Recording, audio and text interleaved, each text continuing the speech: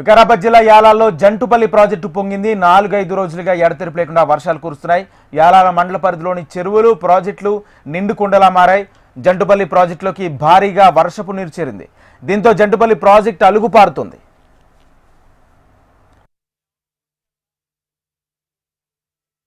సూర్యాపేట జిల్లా నడిగుడ మండలం కేంద్రంలో వరద నీరు ఇళ్లలోకి చేరింది. చౌదరి చెరువు అలుగుపోయడంతో ఎస్సీ కాలనీ నీట మునిగింది. కాలనీ వాసులు ఇళ్లలోకి చేరి నీళ్లు ఎత్తిపోసుకుంటున్నారు. ప్రజాప్రతినిధులు, అధికారులు సహాయక చర్యలు చేపట్టారు. మెదక్ జిల్లాలోనూ జోరుగా వానలు కురుస్తున్నాయి. సింగూర్ డ్యామ్ గేట్ నుంచి దిగువకు నీళ్లు వదిలారు.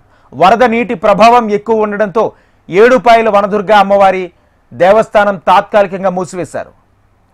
ఎగువన కురిసిన భారీ వర్షానికి ఈసీ మూసీ వాగులు ఉవ్వెత్తున పొంగి పొర్లుతున్నాయి. రంగారెడ్డి జిల్లా మొయినాబాద్ మండలంలో అమ్దాపూర్ గ్రామంలో ఈసీ మూసీ వాగులు ఉధృతంగా ప్రవహిస్తున్నాయి.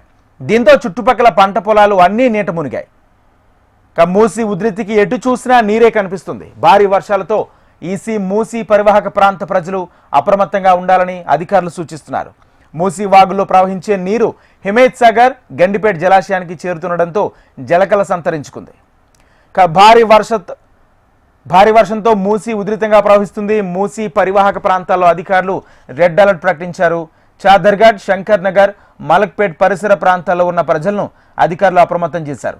హిమేత్ సాగర్ 8 గేట్లు ఎత్తి నీటిని విడుదల చేస్తున్నారు. 3 ఫీట్ల మేర ఎత్తి 8,000 క్యూసెక్ల నీటిని మూసీలోకి విడుదల చేస్తున్నారు. భారీ వరదల నేపథ్యంలో ప్రజలు అప్రమత్తంగా ఉండాలని అధికారులు సూచిస్తున్నారు.